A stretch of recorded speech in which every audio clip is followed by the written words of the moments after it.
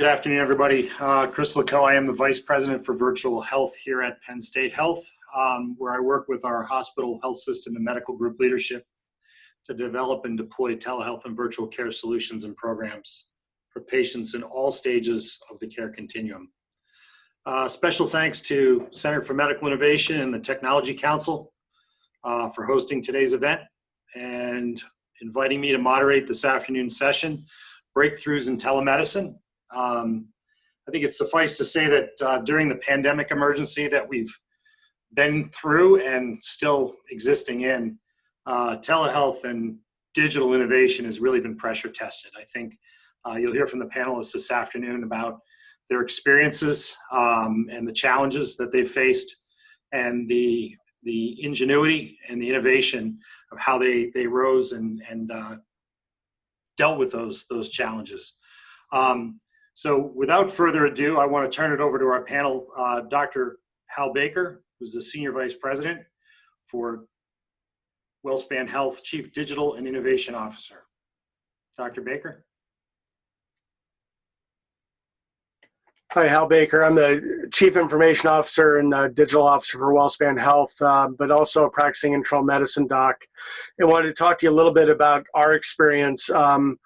At the beginning of the year, I told my team I really wanted us to start using video more for clinical and also for administrative functions, so we weren't driving so much around, and maybe we could actually start using Zoom and Teams. So that's worked out pretty well for the year. I picked the right year to have that objective. But our video journey, I think, was like a lot of you, and so I'll tell you a little bit about that, but some insights that I will bring as theories of what's happening as we try to move from the jumps we've made to a sustainable retention of some of this video and telephone and asynchronous communication strategies that COVID has mandated realistically, but that may or may not stay once other alternatives arise. So next slide. So back in January, when we had done a whopping 1,957 video visits for the year 2019, I was debating with my leader from Digital Health whether we could aspire in the coming year to do 1% of video visits. And then COVID hit, and you see in March how we very, very quickly went from a few hundred visits a week to thousands of them. And the yellow here is telephone, which was suddenly paid for, and the blue is video, and you'll see that we've really retained video more than we have the telephone, for reasons those of you who are practicing probably pick up. It's just you have a lot better sense when you're doing video. Next slide. So if we look here, we're doing about 40,000 starting in the real heat of COVID when we were all locked down in the video, and 80,000 to 75,000 total. And that's faded a bit, but more faded in the telephone than the video visits, which are now down to 27,000. Next slide. And, it was nice to say 1 month of April, we were able to get to the point where over 50% of our visits were virtual, but that's because we had shut down so much of our in-person visits at that time.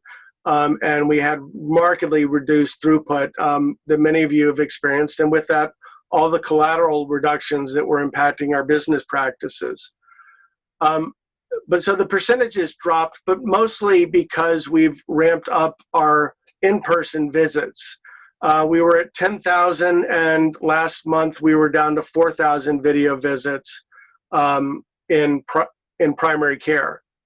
Now the next slide will show you specialty care, which never got quite as much, but has done a better job of being retained.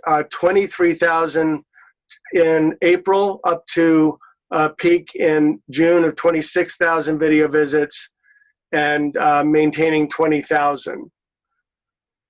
If we actually set this with drill down ability, and I'd like you to guess which specialty is the top user of video. You don't have to put it in, but just mentally think, because this surprised me, but month after month it's been the same.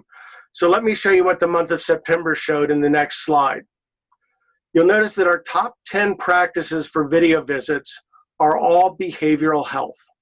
Now, we have Philhaven, which is a big behavioral health practice with lots of locations, but we have plenty of specialty offices that could be having similar throughput. So what is it about video visits that makes behavioral health perhaps uniquely attractive? Well, if we move on to the next slide, this is what the face of primary care is. This is what I look like going into the exam room to see patients when I practice. And I'm wearing a mask and they're wearing a mask. And sometimes between in-person visits, I have video visits. And the thing about the video visits that's nice is I can take off my mask and I can take off my goggles and I can look somebody in the eye and talk to them and see their full facial expressions. So my hypothesis is that behavioral health is so much about body language and the full range of nonverbal communication. And there's very little touching that goes on in behavioral health that makes a physical exam desirable. So isn't there a little bit more intimacy? Also, when you're pulling into the behavioral health clinic in the parking lot and walking across, if you see a friend from church or work, that may not be something you really wanted to share. So there's a privacy aspect. So my hypothesis is that those two aspects are things that make it attractive. But as we start to think about what is it going to be like when we start to move away from COVID, well, I think one of the things that's making primary care, even meeting me like this, attractive is that if you're a 68-year-old person with several medical conditions, I may be the one familiar person you can actually see in an exam room face to face, even behind the shields. You may not have seen your grandkids in months. You may not have seen your daughter in months. So I do think there's something attractive of primary care, maybe compared to specialty, why we've dropped off so much in primary care, even though we're pushing the video visits for increased safety when they're desirable. There is that familiarity and that relationship. Next slide. So how do we move from video visits being tolerable to making them desirable and a retained strategy that can compete when it's just an option and no longer biologically preferable? So we're starting to think about that. I mean, one of the things about video is that if I'm visiting with you and I'm looking you in the eye, you're down here and I am not looking you in the eye. If I appear to be, I'm not doing it. And if I am actually looking you in the eye, I don't appear to be doing it. It's part of the parallax of the video setups. So we're starting to think about how can we make that better. Next slide. One of the things we're trying in a couple of the exam rooms is putting a smaller monitor there where the distance between the camera and the patient's eyes is smaller. And also, for those of you that use Epic, it's a really powerful EHR, but there's no wasted screen space. So if you're using a single monitor, that little, even micro video is what my wife calls the husband phenomena, which is no matter where I am in the kitchen, I'm in the way. That video is always over something that you want to be looking at, and you're constantly moving it around. So moving it to the side allows you to have a separate place for that video with the person, a little bit more like you're looking in the eye. And we're trying this and trying to find something that just feels better and doesn't feel like a second cousin to a in-person visit, and trying to make it more connected. So that when the COVID crisis drops, hopefully in the future, we have a strategy that's sustainable. Next slide. So those are my thoughts. I know we have a panel session. I'll stop here and turn it over to my other colleagues. Yeah, so thank you, Doctor. I just remind the audience that if you do come up with questions, you can put those in the chat as time goes on. Once we're through the sessions, we will open the floor up for questions. So next up is Dr. Kraschnewski. She's the Professor and Vice Chair of Research in the Department of Medicine, Professor of Public Health Sciences and Pediatrics, and Director of Project ECHO at Penn State College of Medicine. Doctor? Thank you very much, and thanks for having me today. This is a fantastic conference. Next slide, please. So what I'm going to be talking about today is Project ECHO, which is a little bit different than some of the telehealth that we're going to be hearing about from the other panelists. So instead of sort of telemedicine approaches, Project ECHO utilizes teleeducation is how we like to refer to this. So this is a model where physicians, typically in an academic setting, reach out to primary care practices, typically in more rural or underserved areas, to provide best practices and guideline-based care that we're so fortunate to have with a array of different specialists in academic settings. So for example, this was started by Dr. Sanjeev Arora, who's a gastroenterologist at the University of New Mexico. And he was treating hepatitis C at the time, and he was the only person in the only clinic treating hepatitis C back in the early 2000s. And he thought to himself, this really doesn't serve our patients who have to drive hours in order to seek care at the academic center. So how could we train primary care doctors who are out in rural clinics to take care of patients right there in their own home? And so basically he came up with a virtual way of connecting a hub, being the academic center, to the spokes, being the primary care clinics throughout the state. And through a series of sessions, ECHO sessions, he eventually trained folks by doing case-based discussion about patients. So the primary care doctors would bring a patient case to the table, discuss that de-identified, of course, to prevent any privacy issues, and then a short didactic, which really means adult education learning theory, meaning about 15 minutes on a specific topic related to that series of education. And over time, he was able to study this model, and he found in a non-inferiority randomized controlled trial that primary care doctors trained with the Project ECHO approach were just as effective at curing their patients from hepatitis C as he was in his clinical practice as a gastroenterologist. Next slide, please. Since that time, the model has really expanded. It's in over 220 institutions across the country, again, mostly in academic settings, but not solely. And we started Project ECHO here at Penn State in 2018 at the end of the year.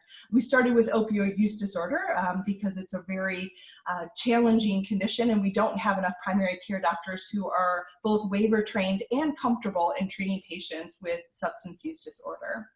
In this slide, what you see is ECHO is different than traditional telemedicine. The treating physician maintains that responsibility for caring for patients. But what we have that we bring to the sessions is our experts who are not just for opioid use disorder, for example, the addiction medicine specialist, but also a social worker and a pharmacist and a nutritionist and a peer recovery support specialist. All of those folks that we're lucky to have around the table that primary care clinics out in the community may not have the same access to. Next slide, please. So I wanted to share this slide just as an overview of all the different topics that we've utilized ECHO in order to increase training on, and you can see there's a wide variety. I already mentioned opioid use disorder. We've also had some that are more community facing, which is an example is our Boy Scouts improving the quality and physical activity and nutrition at summer camps, but multiple other clinical settings too. So Ehlers-Danlos syndrome, polyneuropathy, HPV vaccination. So a wide variety of different topics that can be used. Basically, all it takes to have a successful ECHO is a hub champion, someone who's really passionate as a clinician educator and willing to share all of that guidance and knowledge that they have with others. Next slide, please. So I wanted to shift a little bit and talk about, okay, so how has COVID changed? Next slide, please. We were told on March 16th that the College of Medicine would be working remotely, and so our ECHO team headed home. Thankfully, being a virtual intervention, that didn't bother us too much either, and we realized as the pandemic progressed, people became even more comfortable with Zoom, which is the platform we use for Project ECHO as well. We did launch a COVID-19 series. It was launched at March 20th, so very early on in the pandemic. And during that time when it was active, we had over 40 different sessions that we offered. And we're lucky enough to include a multidisciplinary panel of over 47 different specialists from various backgrounds. Everything from hospitalists, outpatient primary care physicians, subspecialists, social workers, psychiatrists, and everyone in between. This gives an example of some of those topics that we covered. And again, we talked about things like how do you set up safe drive-through testing for COVID-19? How do you administer your clinical environment? And this was very early in the pandemic when we didn't have a lot of answers. So it was a great way of bringing people together to share what we did know or what we thought we knew, and also hear best practices from what others were doing in this space, because everyone was learning at the same time. One of my favorite comments is that when I would ask my colleagues to serve on our expert panel, they would say, well, I'm not a COVID expert. And I said, well, of course you're not. Nobody's a COVID expert. It's only been around a couple of months. So we really worked through this together. Next slide, please. This is a screenshot of some of the attendance we had. We were fortunate to find over 700 people interested in attending. Most of them came from within Pennsylvania, which is where we did most of our sharing. But I think because the pandemic broke down a lot of walls and silos, which we heard about from the prior panel, we also went outside of Pennsylvania to 31 different states, and we even had 6 different countries attend as well. So there was nothing like seeing someone from India in the chat making a comment. I think it really speaks to the availability of information that we had at the time very early in the pandemic. Next slide, please. In addition to offering this for clinicians, which was our primary goal, it became clearly evident during the early pandemic that there needed to be more information for our communities, particularly those that are more vulnerable. We realized if you thought there wasn't a lot of information available to the community in English, there was even more lack of information for communities that don't speak English. So we launched some community-facing echoes. We were fortunate enough to have faculty who were bilingual, and they translated some of the sessions we had done in English into Spanish, so we ran a series of those. We also ran a few in Nepalese. Some of our earliest patients who were diagnosed with COVID were Nepalese speaking, and so this was a chance for us to reach their communities. We did this in partnership with community organizations. So while we hosted the Zoom, the community organizations hosted Facebook Lives that they could share with those groups. And we reached thousands of community members and community organizations in this way. I have to say the Nepalese advertisement was the most beautiful. I didn't understand anything it said, but the writing is absolutely gorgeous. And it was a really neat way to do something during a time when it was so challenging to figure out what we should be doing. Next slide, please. Another group that we found high need very early on was, of course, our skilled nursing facilities. So we started a separate ECHO series specifically targeting nursing homes. This was important because the needs that nursing homes have are really different than the needs that we face in acute care settings or in our clinics. The staff are different. The models that are involved with infection control look really different, and the amount of training that people have in these settings prior to COVID was quite low. In fact, when we looked at the literature, only 3% of infection control preventionists within nursing homes were actually formally trained in infection control. So that leaves a really big gap in formal training in that space.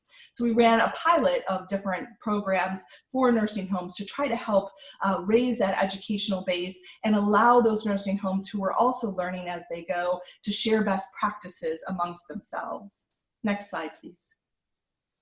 This fortunately led us to a randomized controlled trial that we were funded for from the Patient-Centered Outcomes Research Institute. So this just got funded, formally funded this past month, and we're really excited to study this in 114 nursing homes across the state of Pennsylvania, which we'll be launching very soon. Next slide, please. And of course, I'd be remiss to not recognize the team. It truly takes a village to run the ECHO program. So a shout out to our folks here, and I shared our website if folks want to look for more information on the program too. And thank you very much. Thank you, Doctor. Appreciate that. Next up is Dr. Sri Chalakonda. He's the Chief Medical Operations Officer at Allegheny Health Network. Doctor? Thanks for having me. I'm really excited to talk about our telehealth program and share the panel with such great speakers. It's super interesting to see how other organizations have dealt with this. Next slide. So, I think we have a very similar story to the others on the group that, we were in the infancy of telehealth as far as what we thought we needed to do and compared to what we really needed to do. And what I mean by that is we were just in the process of looking at sourcing a telehealth vendor, a national platform, not so much for the provider part of it, but really to look to see if we could utilize a platform that would give us an app and have the ability to really expedite telehealth visits, have a stable video platform, et cetera. That was going on in about January, and we still hadn't had a vendor chosen when COVID hit. And I think what other people on the panel have found, as we did, was it's amazing to see what a group of people can do when they're challenged to do it and told you have no barrier. So we're an Epic shop, like many of you, and so our only option was to utilize what Epic's native video platform to do the to utilize our telehealth and stand it up. We had to, as many of you know, for you to use telehealth through the Epic platform, unless you're using some other Doximity or Zoom, but to truly use the Epic platform, you needed to have all of the members sign up through MyChart. So we had to very, very quickly send out emails and mass marketing to get 80,000 new AHN MyChart members added. When we started, we were doing about 700 video visits a month in 2019. So definitely a big jump in 2020. Our average now is about 46,000 a month. So we went from 700 and saying that we really needed a video platform, we needed a telehealth vendor to help increase it, to not getting a telehealth vendor and going to 46,000 a month, which again was a testament to a lot of people working very, very hard, like all the healthcare workers did, taking care of the COVID pandemic and being able to really get this off the ground. There was a lot that really went into this. We had to get 1,200 providers, and I think the last speaker, suggested it's really about education. I mean, educating people who have never done video visits. Many of our providers really didn't really even use FaceTime from a personal standpoint. It really was turning on the video visits, getting those devices activated, and training the staff. I think a big part of it is training our staff to quote unquote room a telehealth patient. There's more to it than just turning on the video. You really have to schedule them. We started with the video on demand, so 24/7. We stood up our urgent care platform. So we had nurse practitioners that were working in our virtual urgent care that we had to move up to a 24/7, multiple providers with multiple shifts working to stand up our urgent care. And since March, we've really seen increase, but then just like most other networks, we saw that once the economy started opening up and we were able to open up our hospitals again, we did see that our visits did go down. And in April, 95% of our primary care appointments were telehealth, and so we did in about the first 6 weeks, we hit about 100,000 video visits. Next slide. As you can see, we did follow the national trend here. When you look at the office visits, telehealth visits, telemedicine versus in-person, we were right along with what other people have seen. And I think, as our first speaker had discussed, there is an element of loneliness that was occurring with the pandemic. I think we were lucky in the medical profession. I'm a surgeon, I'm a surgical oncologist, so I left the house every morning just like I did before the pandemic, but I know many of my colleagues and my family and my kids, it was a little bit harder. And when we talked to some of our patients that did not have a strong home environment, going to the doctor was something they look forward to. So I do think that as we discuss this in the future, yes, we can convert a lot of telemedicine visits in person, but I do think there is an element of loneliness that we need to overcome. And I think what Dr. Baker discussed in his first presentation was spot on. The area where we saw the most sustainable telehealth platforms and visits were in behavioral health. So what we really saw, next slide, what we really wanted to figure out is where was telehealth working, where could we continue to make it work, and what did our patients see? So we started with the patient surveys, and we found that about 86% of our patients were satisfied with the video visits, and when we compared to inpatient to an in-office visit. So it really wasn't. They did like them. The patients did like them. The urgent care, 97% of people who had a urgent care visit said they would do that again versus a traditional ED visit, and 91% of our patients recommended virtual care. And so that led us to say, well, if everyone likes it so much, why are people going back to the office? And I think it is exactly what we found, was that despite the availability of virtual care, we do need to do a little bit better from the experience standpoint before we completely replace in-person visits. But we did want to figure out where we could replace them. So we decided to kind of double down on what we experienced in COVID and go ahead and launch our telehealth initiative prior to sourcing a vendor. So we are continuing to do it through Epic and MyChart. We do have practitioners using Doximity and Zoom and some other platforms. We established a leadership and a governance group. So Dr. Crawford Fauché, who's one of our primary care physicians, was appointed as the medical director. We have an institute model here at Allegheny Health Network. So instead of conventional departments, we have 14 institutes that are disease-based. Each one of those appointed a telehealth champion.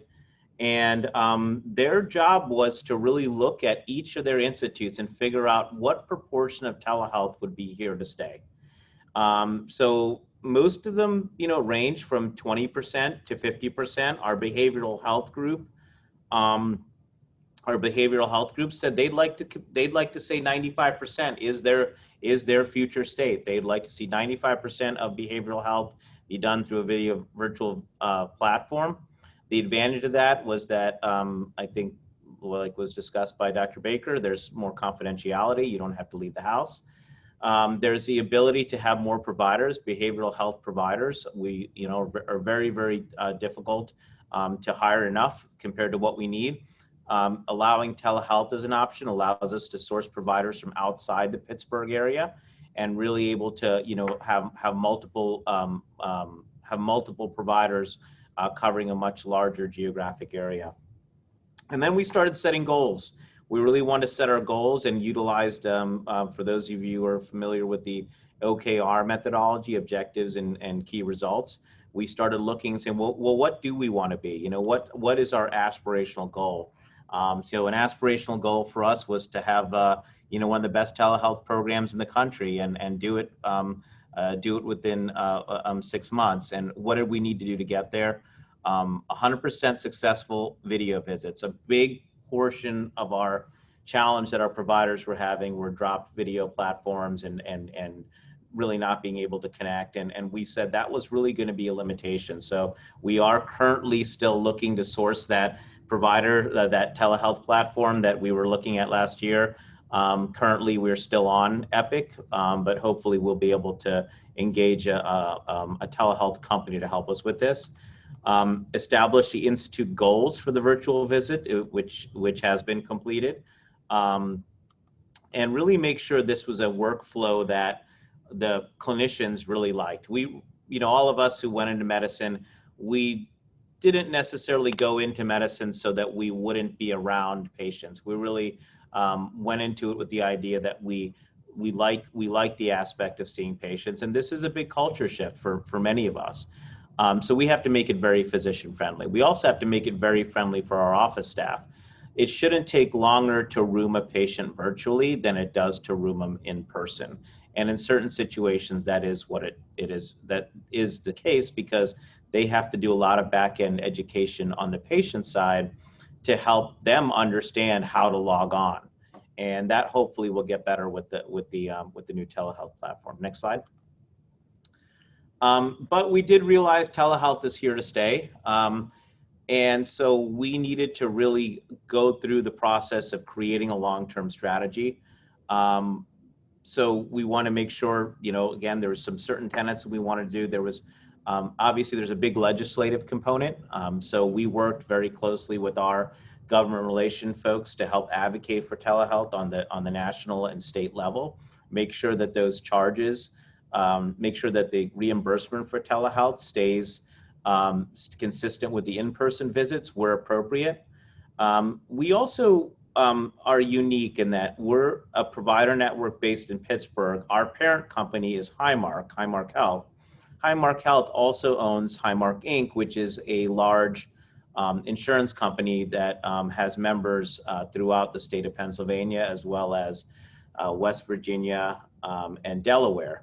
So we were really able to work with our Highmark Incorporated partners on the health plan side to help look at code by code, what video visits do we think would be reimbursed at the same rates as the as in-person visits. So that was a really, really big thing that we did collaboratively to make sure telehealth was here to stay. And then also really was very, very important to get physicians involved early in the process and help develop a long-term strategy. So really, again, I think very similar to the other individuals on the panel and what leaders that we've talked to nationally. The pandemic really forced everyone to closely look at their telehealth strategy as it did us. And I think it allowed us to break down a lot of barriers and work collaboratively and initiate a program that I do think is the future of medicine. So with that, thank you for the opportunity to speak this morning and this afternoon. I'll return it to the moderator. Thank you, Doctor. Next up, Mr. Robert Neff, Vice President for Digital Solution Development, Digital Innovation, and Consumer Experience at Jefferson Health.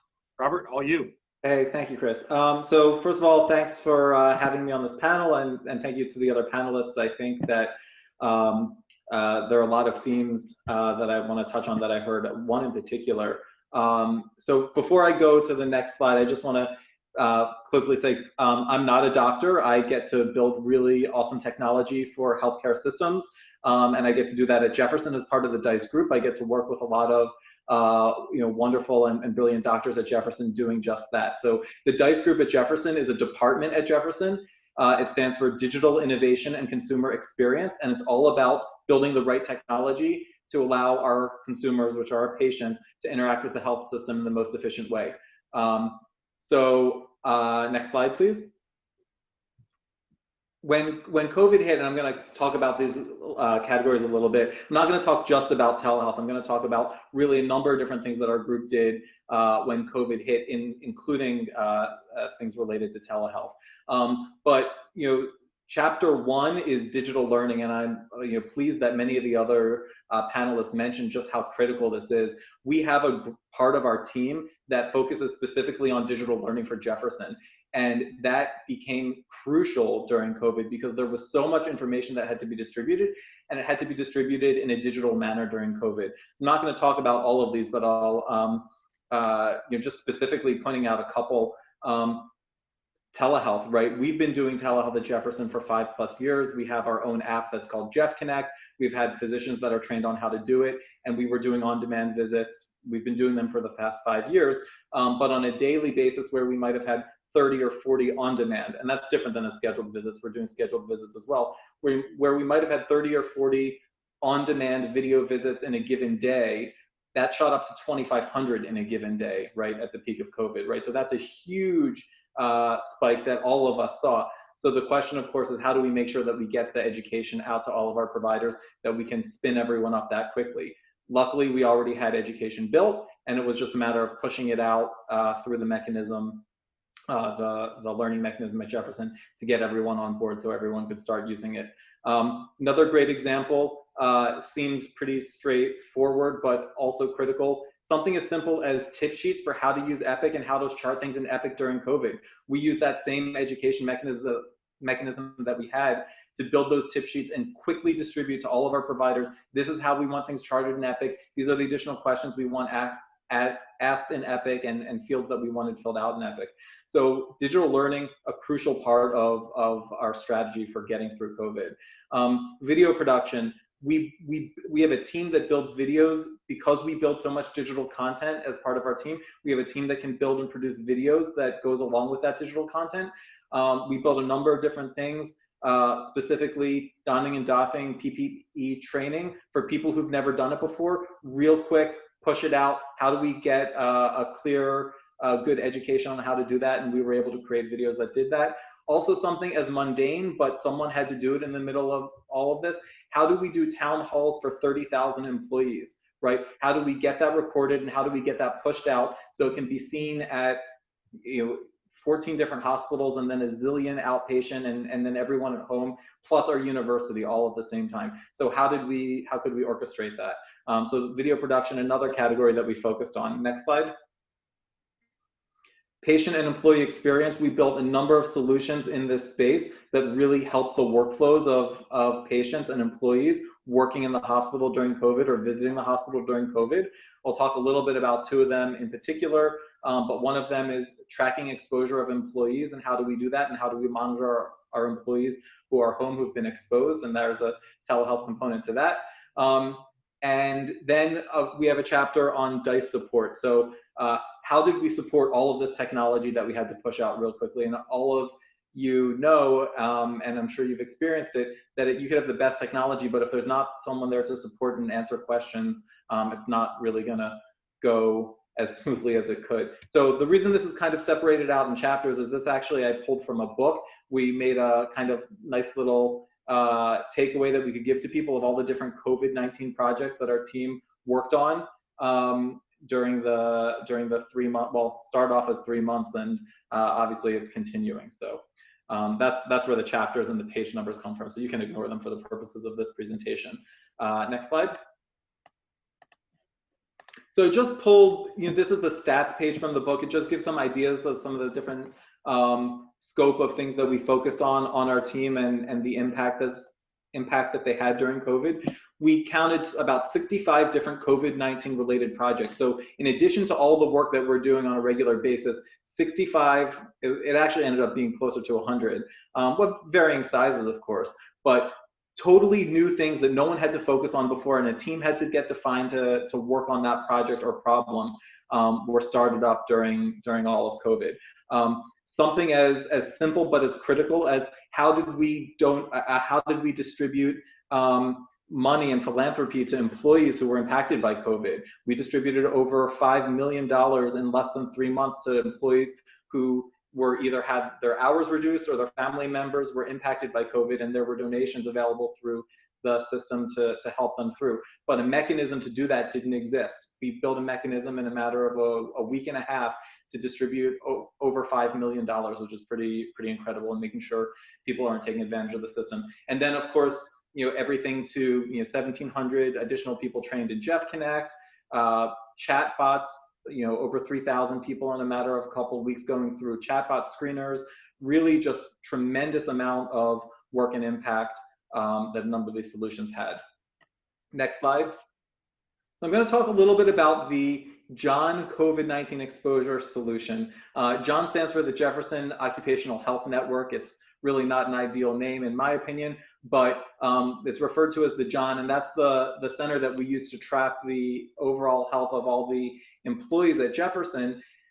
Many of you may have had the similar challenge, and this, by the way, is not just a challenge for healthcare, although it's exacerbated in healthcare, that employers had to track the employees of theirs that were potentially exposed to COVID-19 because there were rules about how they needed to quarantine, how they needed to stay home, stay away from other employees. And of course, in a healthcare facility, there's more risk of exposure than perhaps many other areas because you're dealing with potentially infected patients. So the challenge was, one, how do we record when this happens? But two, how do we check up on these employees turn patients on a regular basis to know when they can come back to work, and how does that trickle down to all the staffing and other impacts that those employee absences may have. So we actually built a tool in a matter of 3 or 4 weeks. It started off pretty simple, and then we added more complexities to it. But essentially, it was a way for, once an employee was exposed to COVID, for them to start being tracked, and on a daily basis, multiple times per day, they would get pings on their phone that they needed to report in. I think it was actually twice a day. It was in the morning and in the evening. They would have to report in if they had a fever. They'd have to report in, certain other symptoms. And that was all tracked by the Occupational Health Network on a regular basis to understand when those employees might be able to return to work and what the impact of this infection was having on our workforce.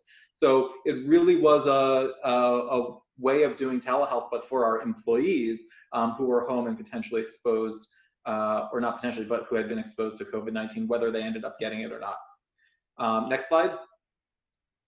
We're going to talk about 2 different things on here. We had built a lot of technology with chatbots leading up to COVID, but we had an opportunity working with a great partner called LifeLink, who we've partnered with on some chatbot technology. They actually worked with us very rapidly to add a bunch of screening questions into our chatbot, so we could route patients with potential COVID symptoms directly to, actually in this case, we were routing them directly to an on-demand telemedicine visit if we suspected them of COVID before sending them on to their regular visit. So we quickly worked to get that in place, and we had, you can see from the graph, a little more than half of the patients were actually screening for potential COVID. So they were, answering one or whatever set of questions positive to be a potential COVID patient. So that generated a lot of telemedicine visits and a lot of checking, but it really streamlined the way that patients were routed so they didn't fill up the rest of the system if they potentially had COVID. And then inpatient telemedicine and consultations, we had a challenge. Again, it's not probably unique to us, but as specialists needed to be called into some of our areas where a patient was had COVID or was a risk of COVID, instead of having to bring a specialist in from another building or another area, we actually set up many of our rooms with iPads and allowed specialists to zoom into that iPad, zoom into that patient, to have a telemedicine visit with them inside even though they were already inside the hospital. We also leveraged the exact same platform to allow family members and friends, which were not allowed to visit at that time, to zoom in and meet with that patient inside the hospital. And we use a HIPAA compliant version of Zoom. And we actually built out a tool that links to Epic and another application that we built actually, where doctors could simply open up from Epic. They could open up a listing of the different rooms, and they could hit the link for the room they wanted to be connected to, and they were connected directly to that patient. So it alleviated the need for anyone to be typing in Zoom IDs or anything complex. It was very easy for the practitioner to say, all right, I need to talk to room 304B. They could open up this application, hit the link for room 304B, assuming there was an iPad in that room, which many of them were. They just popped right up on the screen of that iPad. So again, a novel solution that we built out rather quickly to add more telehealth capabilities during COVID. Next slide. This is just an example of video that we put together really quickly with clear instructions on how to put on and remove PPE equipment. The existing videos were not that clear, and this was produced, and you can see it got a tremendous number of views in the first. These stats are over a 3-month period, so 2,200 views over the 3 months that this was out. Most of those views were right in the beginning when this was sent out. Next slide. All right, so I talked a little bit about the Better Together Fund application and the philanthropy that we were trying to get out. I threw this in here even though it's not telehealth, but it just, I think it illustrates just the diversity of the number of digital solutions that were needed in a very short period of time to help deal with COVID at Jefferson and again at many other systems. We had over $5 million donated. Actually, I think we had about $4.5 million through philanthropy, and a certain amount of that was matched by Jefferson itself, to really help all of our employees that had been affected by COVID, whether it was them directly or a family member, and they were able to get grants from this fund to help them through the needy time they were going through. But because we had, you can see 5,600 applicants, there was no way we could have humans kind of meeting in big groups and going through these one by one and screening each application if we wanted to get the money out to people in time to need it to pay their bills and so forth. So we built an application actually where both employees could submit a request through an online application, but also went into there was some workflow involved. So if certain questions were answered a certain way, if salaries were over a certain rate and so forth, they might not be eligible. But most importantly, they got divvied out to the committee electronically so they could review the applications directly in a distributed manner and get back to people extremely quickly. And we had over $5 million distributed in a matter of like 6 weeks, which is really incredible when you consider that went to over 5,000 different employees across the organization. And I think last slide. Perfect. So we also had some things that were a little bit more mundane, but no less important. This is a great example of adapting existing technologies we had to work with COVID. We had always had a tool to track whether it was students or employees that they were either showing up for a presentation, showing up for class, asking them a question if they wanted to kind of survey employees on site. And it worked by scanning an employee's badge and then recording the response to a question. We actually tailored this to scrub distribution during COVID because we had a shortage of sets of scrubs and we needed to make sure that we're getting them back from people who were taking them out. So we actually took this app that was really made for surveying employees about their opinions and whatnot and tracking those individual employees, and we turned it into a rental system or a borrowing system, if you would, for scrubs. So you would scan someone's ID and you would mark whether they were taking a pair of scrubs or returning a pair of scrubs, and we were suddenly able to follow up with how many pairs we had out, how many pairs we needed to get back from individual employees. And then of course we used some pretty standard survey technology that we are already pretty familiar with to build a whole host of different surveys to survey our employees and understand how things were going in their different departments and understand where we needed to follow up and where we didn't need to follow up. And I think, is there another slide? I don't think so. Nope, I think that's it. So thank you very much, everyone. Thank you, Robert. Crystal, I know you have put the announcement out to the chat. I don't know if we give folks a minute or two for questions to come in. I do have one question that I would like to put out to the panel. Through all of the pandemic, we saw massive increases. I think, Sri, you had a slide that said about 6,500% increase in visits. And now that things have returned to baseline, where do we go from here? I mean, what's next in the telehealth journey? 10 minutes. Thank you. Yeah, I mean, I guess I could speak to that. Yeah, I think what we laid out really is there's going to be somewhere in the middle. I don't think that we're going to be 100% telehealth or 100% in person, but I think it's kind of utilizing the format that we said. We're challenging each institute and each clinical department to come up with where they think telehealth is going to fit into their practice. As a surgeon, I really don't see a lot of reason why my post-op patients, especially those traveling from far away, would ever really need to come in person again for me to, do a routine wound check or just ask them how they're feeling or, look at a drain, for example. And we start thinking about all those things that we did as routine pre-COVID that really we found that it really wasn't as patient-centered as we could. So we're really challenging. The answer is it's going to take every clinician to clinical department to look at where they think telehealth is going to fit in. I think one of the solutions too is, do we need to have coverage by every consultant at every hospital anymore, when we just proved, just like it was proven in the last speaker, that you can do specialty consults very effectively even though you're in the same hospital, we utilize the same platform. There are video visits. The question begs, well, why do they even need to be in the same hospital? They're not going in the room. All the information's available on the EMR. So why wouldn't you just have one specialist now covering 5 hospitals instead of a specialist at each hospital? So I do think the next thing is going to be for each system, each clinical department to lay out where it fits in their future. So, sorry. Go ahead, Robert. Yeah. Sorry, I was going to say I completely agree with that. I'm going to give a perspective a little bit from the patient viewpoint, I think, because I'm not a physician. But we've had telehealth at Jefferson for over 5 years, right? And I'll be the first to admit that when it started, I myself was a little bit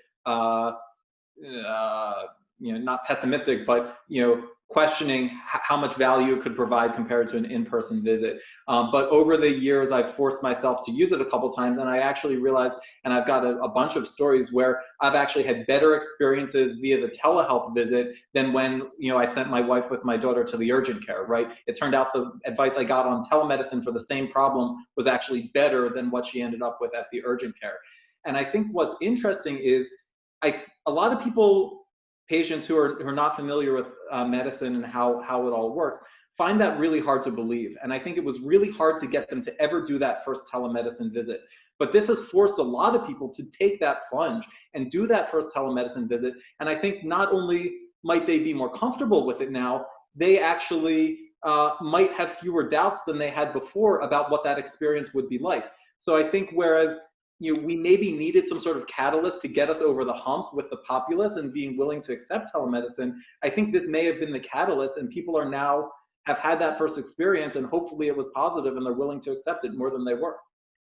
I would add that I think we've got to accept we're in an abnormal ecosystem right now, and that just like Grubhub and Uber Eats may be doing killer right now, are they going to do as well when restaurants are open and safe?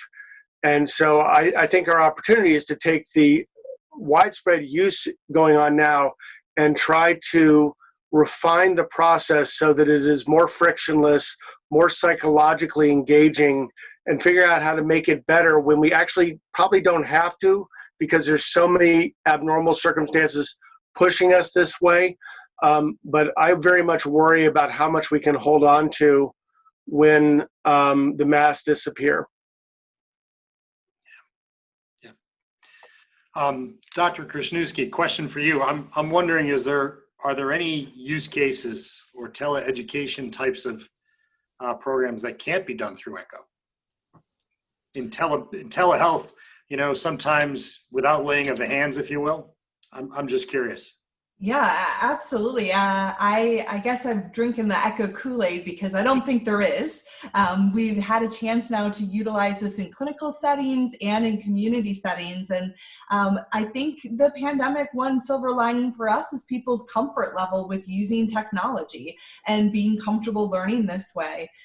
But ultimately, 5 minutes. Highlights of using ECHO is the relationship that we see formed. Even though it's virtual, there's that opportunity for network there. And I think that's really important when we think about physician burnout being a leading cause of dissatisfaction with career choices. So I'm excited. I think that the pandemic has really helped bolster people's belief in teleeducation. And so I think we'll see more of these important efforts. Thank you. We did have a question from the floor. What's your sense of the future of legislation relating to telereimbursement, and how's that affecting your mid to long-term planning? Good question. Well, we think the feds have been pretty clear they're going to hold on to video. The telephone is a little more dicey because payers have got to worry about telephone communications that we previously provided on the weekends on call without billing and reimbursement. Suddenly becoming a new cash stream and driving up their costs, which is rational from their perspective. I do think as we move possibly to more value-based care where capitation, then those incentive problems disappear and it just becomes the way you do business, much the way Kaiser was perhaps ahead of all of us previously because their business model supported it. But I think it's going to be very hard to pull back video after this much success. That's my opinion. Obviously, we can't predict what legislators will do. Right. Yeah. Any other thoughts? All right, I'll throw one more out and hopefully we won't bump right up against it, but I'm just curious, across your organizations, artificial intelligence, any thought process on that? Any experimentation going on? Robert? Yeah, I'll give a general thought on that. So there's definitely work going on, not just amongst researchers at our organization, but amongst individual clinicians as well, looking at where machine learning and artificial intelligence can really help practice. And I think as speaking as someone involved in the technology, the biggest challenge that I see is figuring out a way to bridge these amazing and really these models that work really well with predicting what's going on with a patient. The biggest challenge is bridging that with how that information actually gets the physician to help aid them in providing care. And that last mile of artificial intelligence, to steal a common term used for other industries, I think that's where we need to focus a lot of our efforts, because it ends up being fairly academic and published, and they're great models. But until you actually get that information to a physician to help the patient, it's really just an academic exercise. We're doing a nodule registry and tracking, have a Nighthawk type service. We're using the AI to review the study and see whether it might have an incidental finding and filtering it. We haven't fully trusted it yet, but its AUC is 0.92, which surprised me because my team didn't put a lot of effort in it. So that was really promising that you can do something on your own.